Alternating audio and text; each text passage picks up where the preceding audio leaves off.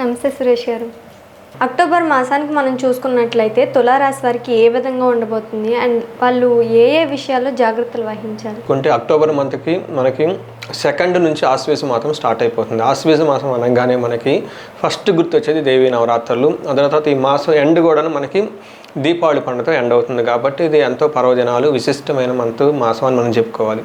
ఈ మాసంలో October month మనకి తులారాశి వాళ్ళకి ఎలా ఉందో మనం చూద్దాం. తులారాశి వాళ్ళకి గ్రహస్థితిగా మనం చూసుకుంటే 10th వీళ్ళకి మెర్క్యూరీ అంటే బుధుడు మారుతూ ఉన్నాడు తులారాశిలోకి. అదే తులారాశిలోకి 16వ తారీఖు సూర్యుడు మారుతున్నాడు. అదే వృశ్చిక రాశిలోకి వచ్చేటప్పటికి శుక్రుడు 13వ తారీఖున మారుతూ ఉన్నారండి.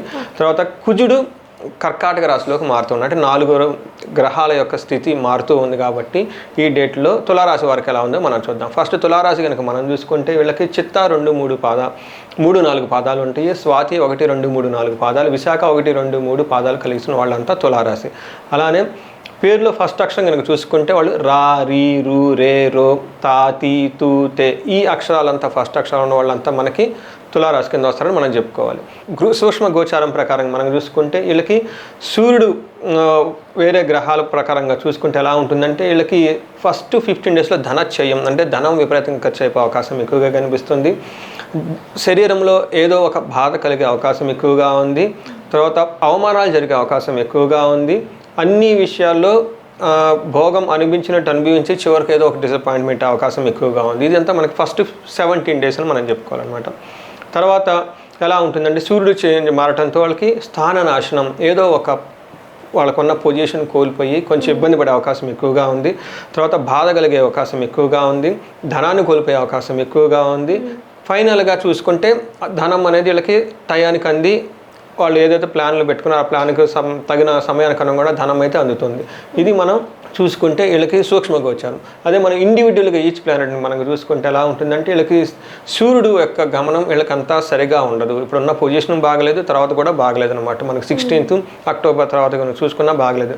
వీళ్ళకి కొన్ని విషయాల్లో జాగ్రత్తగా ఉండాలి. ఏ విషయాల్లో జాగ్రత్తగా ఉండాలంటే శారీరకంగా బాడీ హీట్ అయిపోయి ప్రాబ్లం అయ్యే అవకాశం ఎక్కువగా ఉంది. మనసులో సంకోచం, ఏదో ఒకటి వాళ్ళకి మానసికంగా బాధపడే అవకాశం ఎక్కువగా ఉంది. టయానికి భోజనం చేయక ఇబ్బంది పడతారు. బంధువులతోటి గొడవలు అవుతాయి. అలసటగా ఉంటారు. ధన నష్టం అవుతుంది. ఏదో కోపం ఆందోళనగా ఉంటారు. రోగం కూడా వీళ్ళకి ప్రాబ్లం అవుతుంది. టోటల్గా వీళ్ళకి శారీరకంగా మానసికంగా కొంత అసౌకర్యానికి గురయ్యే టైంలో ఉన్నారనమాట వాళ్ళు 17th వరకు. ఆ తర్వాత కనుక మనం చూసుకుంటే వీళ్ళకి దృష్టి ఉండటం వల్ల ఇవన్నీ వీళ్ళకి 16th నుంచి 26th బాగా ఎఫెక్ట్ అవుతాయని మనం చెప్పుకోవాలన్నమాట. భార్యకు పీడ, సంతానానికి అనారోగ్యము, ఉత్సాహ భంగం కలిగించే పనులు, తర్వాత భార్యతో వైరం, ఇవన్నీ విషయాలకు సంబంధించి వీళ్ళకి 7th ఆస్పెక్ట్ ఉండటం వల్ల టోటల్గా సూర్యుని విషయంలో వీళ్ళు కొంచెం జాగ్రత్తగా ఉండాలని చెప్పేసి కొంచెం అనుకుందాం.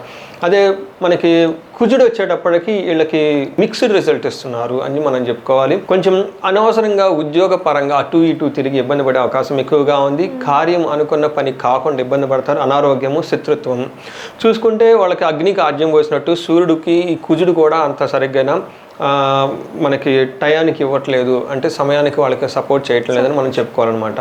సో ఇవి కాకుండా భార్యలతోటి బంధువులతోటి వైరము, రాక్షస పీడలు, అంటే తెలవకుండా శారీరకంగా ఏదో ప్రాబ్లం ఉంటుంది. అక్కడ సూర్యుడు కూడాను శారీరకంగా హెల్త్ క్రియేట్ చేస్తున్నాడు, హెల్త్ ప్రాబ్లమ్స్. కుజుడు కూడాను అవే ప్రాబ్లమ్స్ కలగచేయటం వల్ల వీళ్ళు కొంచెం జాగ్రత్తగా ఉండాలి. ఎవరితోటి మాట పట్టింపులు లేకుండా, ఓకే నా మాట నెగ్గాలి అనే సిచ్యువేషన్ లేకుండా చక్కగా ఒక ఫ్లెక్సిబుల్గా వాతావరణం ఉండి టయాన్ని మీరు చాలా జాగ్రత్తగా పేషెన్స్గా పాస్ చేసుకుంటే చాలా బాగుంటుంది. దుక్కుడుగా వెళ్ళిపోయి ఎవరితో మాట్లాడే కాదు. ఇది ఒక రకంగా వీళ్ళకి ఆశ్వేజ మాసం కాబట్టి నవరాత్రులు కానీ పార్టిసిపేట్ చేసి ఆధ్యాత్మికంగా ఉంటే ఈ టైపు గ్రహ దోషాలన్నీ పోయి చాలా బాగుంటుంది. అంతేకాకుండా 5th హౌస్లో ఉండటం కానీ అకాల భోజనం చేయటం, శత్రువులు బద, పుత్రులతో గొడవ, పిల్లల రిలేటెడ్ విషయంలో కొంచెం మాట పట్టింపులు రావటం, వీళ్ళకి కొంచెం గొడవలు ఇచ్చే అవకాశం ఎక్కువగా ఉంది. శారీరకంగా కూడా వీక్గా ఉంటారు ఈ టైంలో అని మనం చెప్పుకోవాలి.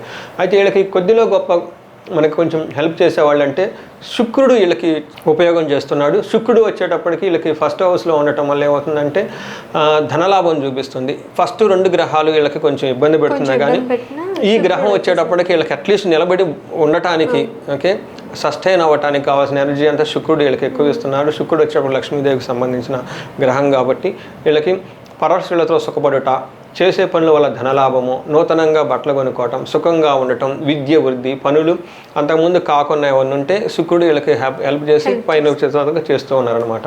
వీళ్ళు 7th హౌస్లో ఉండటం వల్ల ఏమవుతుందంటే కొంచెం స్త్రీలతో భేదాభిప్రాయాలు వచ్చే అవకాశం కూడా ఎక్కువగా ఉంది అని చెప్పుకోవాలి. అనారోగ్యం, ధనవ్యయము చూపిస్తుంది. కానీ 13th తర్వాత శుక్రుడు వీళ్ళు మారటంతో కొంచెం చేంజెస్ వస్తున్నాయి అనమాట. చేంజెస్ రావడంతో వీళ్ళకి ఏదైనా ఉందంటే ఈ 13th నుంచి ఈ 20th వరకు శుక్రుడు వీళ్ళకి చాలా యోగ్యతనిస్తున్నాడు. శుక్రుడు వల్ల ఏమొస్తుందంటే స్త్రీలతో ఆనందంగా ఉంటారు, కీర్తివంతంగా ఉంటారు, శరీరం సౌఖ్యంగా ఉంటుంది, వస్త్రలాభం ఉంటుంది, ఆర్థికంగా లాభం ఉంటుంది, బహుమతులు పొందుకుంటారు, కుటుంబం అంతా వృద్ధిగా ఉంటుంది, సుఖము, ధనలాభం అన్నీ కలిగిస్తూ ఉన్నాడు. అంతేకాకుండా 8th హౌస్లో చూడటం వల్ల వీళ్ళు హై అఫీషియల్స్ని, తర్వాత రాజదర్శనం అంటారు, గవర్నమెంట్ అఫీషియల్స్ని, తర్వాత పెద్ద పెద్ద వ్యక్తుల్ని కలుస్తారు, వాళ్ళతో చక్కగా కావాల్సిన పనులని చేసుకుంటారు, మహాసుఖం ఉంటుంది, గౌరవము అన్ని విధాలుగా చాలా బాగుంటుంది అని చెప్పేసి మనకి శుక్రుడు ప్రకారం మనం చూసుకోవచ్చు. కరెక్ట్. అంగగోచారం అని చెప్పేసి నక్షత్రం ప్రకారం కనుక చూసుకుంటే వీళ్ళకి చిత్తా నక్షత్రం వాళ్ళకి అన్ని విధాలుగా చాలా బాగుంది.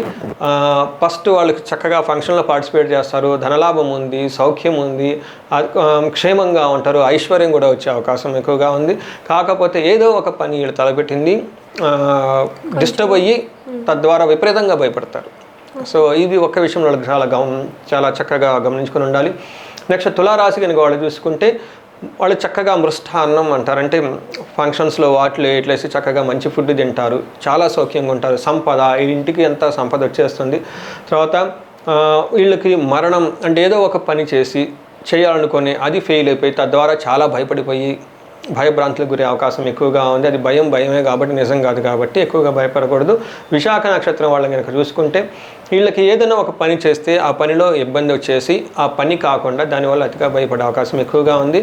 కానీ ఫైనల్గా ఈ మంత్ అంతా విశాఖ నక్షత్రం వాళ్ళకి చక్కగా విందులు వినోదాల్లో పార్టిసిపేట్ చేస్తాడు, సౌఖ్యంగా ఉంటుంది, సంపద వస్తుంది అని మనం చెప్పుకోవాలి. వీళ్ళకి పెద్ద ఇబ్బంది పెట్టే నక్షత్రం ప్రకారంగా చూసుకుంటే అంత ఇబ్బంది పెట్టేది ఏమీ లేదు. చిత్తా నక్షత్రం వాళ్ళు కొంచెం స్త్రీల రిలేటెడ్ విషయాల్లోనూ, తర్వాత స్వాతి నక్షత్రం వాళ్ళు వచ్చేటప్పుడు చిత్తా నక్షత్రం వాళ్ళు కొంచెం లత్తా అది ఉండటం వల్ల కొంచెం స్త్రీలతోనూ హెల్త్ విషయంలో కొంచెం జాగ్రత్తగా ఉంటే సరిపోతుంది.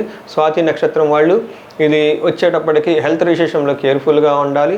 విశాఖ నక్షత్రం వాళ్ళకి బాగుందని మనం చెప్పుకోవాలి. ఇది వచ్చేటప్పటికి మనకి లత్తా కానివ్వండి లేదంటే మృతి నక్షత్రాలను బేస్ చేసుకొని ఈ విధంగా ఆశ్వీజ మాసం దాన్ని మనం అక్టోబర్ మంత్ అంటాం కాబట్టి ఈ నక్షత్రం వాళ్ళకి, ఈ రాశి వాళ్ళకి, తులా రాశి వాళ్ళకి మనకి కొన్ని విషయాల్లో బాగుంది, కొన్ని విషయాల్లో బాగలేదు. కాబట్టి ఎక్కడ ధైర్యం కోల్పోకుండా ఈ మంత్లో మీరు చాలా ఆధ్యాత్మికంగా నవరాత్రుల్లో కనుక పార్టిసిపేట్ చేసి అమ్మవార్లు కనుక కృప సంపాదించుకోగలిగితే వాళ్ళు ప్రపంచాన్ని సాధించగల గొప్ప గొప్ప వ్యక్తులు అయిపోతారని చెప్పేసి మనం కోరుకున్నామండి. సో ఇప్పుడు ఎవరైనా ఇండివిజువల్గా మిమ్మల్ని కలవాలి, వ్యక్తిగత ప్రాబ్లమ్స్ ఏమైనా ఉండి వాళ్ళు మిమ్మల్ని రీచ్ అవ్వాలి అనుకుంటే ఎలా అంటారు? సో శ్రీజ, ఈ స్క్రీన్ మీద కనిపిస్తున్న నెంబర్ ద్వారా వాళ్ళు మనల్ని కనెక్ట్ అవ్వచ్చు. ఈ సిరీస్ స్టార్ట్ చేసిన ముఖ్య ఉద్దేశం రెండు. ఒకటి, ప్రతి ఇంట్లో జ్యోతిష్యం తెలిసిన వాళ్ళు ఉండాలి. ఆ ఇంట్లో సుఖానికి చాలా బాగుంటుంది, శోకం అనేది ఉండదు ఎవరికైతే ఈ జ్యోతిష జ్ఞానం ఉంటుందని మన శాస్త్రంలో చెప్పుకున్నారు. రెండోది వచ్చేటప్పటికి వ్యక్తిగతంగా ఎవరైనా కానీ ఎలాంటి ప్రాబ్లమ్స్ ఫేస్ చేస్తున్నా కానీ, ఇది మ్యారేజ్ రిలేటెడ్ కానీ ఇంకోటి కానీ, సో ఇండివిజువల్ జాతకానికి గోచారానికి డిఫరెన్స్ ఉంటుంది కాబట్టి వాళ్ళు స్క్రీన్ మీద కనిపిస్తున్న నెంబర్ ద్వారా మనకి కనెక్ట్ అయితే మనం వాళ్ళకి కౌన్సిలింగ్ చేయొచ్చు జ్యోతిష శాస్త్రం ప్రకారం. సో చూసారు కదా, మీకు కూడా ఏదైనా వ్యక్తిగతంగా ప్రాబ్లమ్స్ ఉన్నా సార్ని రీచ్ అవ్వాలి అనుకుంటే స్క్రీన్ పైన ఉన్న నెంబర్కి కాల్ చేయండి. అంతేకాకుండా ఈ వీడియోపై మీ అభిప్రాయాన్ని కామెంట్ బాక్స్లో పోస్ట్ చేయండి, లైక్ చేయండి, షేర్ చేయండి.